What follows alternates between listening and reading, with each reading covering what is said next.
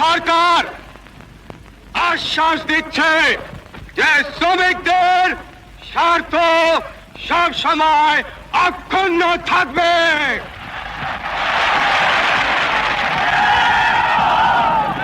এদেশে সকলেই শ্রমিক।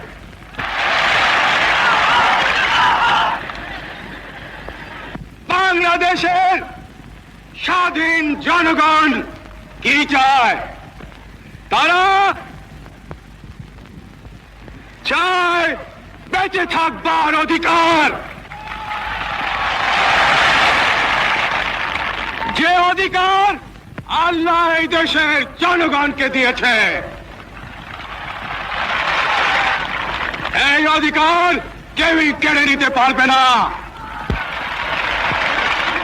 প্রিয় ভাইয়েরা, আমরা বেঁচে থাকবার মতো বেঁচে থাকতে চাই।